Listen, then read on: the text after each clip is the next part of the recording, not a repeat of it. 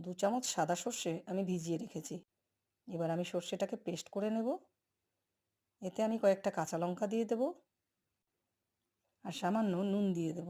নুন দিলে তেতো হয় না সর্ষেটা। এবার আমি সর্ষেটা পেস্ট করে নিচ্ছি। ইলিশ মাছের টুকরোগুলোকে খুব হালকা করে ভেজে নিয়েছি। এবার একটা পাত্রে সেই সর্ষের পেস্টটাকে আমি দিয়ে দিচ্ছি। এতে সামান্য হলুদ দিয়ে দেব আর একটু কাঁচা সর্ষের তেল দিয়ে দেব। ফেটিয়ে নিচ্ছি। একটু ভালো করেই ফেটিয়ে নেব।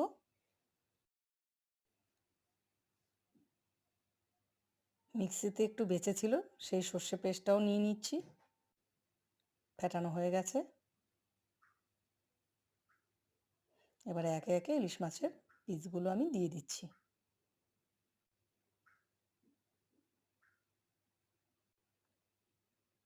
মাছের পিসগুলো দেয়া হয়ে গেছে।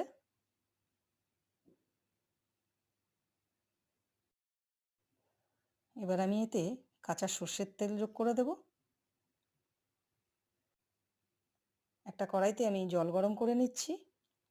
ওতে একটা হোল্ডার দিয়ে দিলাম। এবারে আমি বাটিটা রেখে দিলাম, ঢাকা দিয়ে দিলাম। এবার কড়াইয়ের ঢাকাটাও দিয়ে দিয়েছি। 10 থেকে 12 মিনিট আমি ভাপিয়ে নেব। এবার আমি ঢাকাটা তুলে নিলাম কড়াইয়ের। বাটির ঢাকাটাও তুলে নিচ্ছি।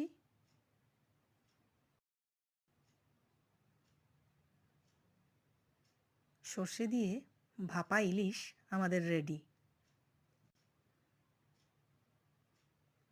আপনারা বাড়িতে বানিয়ে কমেন্টে জানাবেন খেতে কেমন হয়েছে।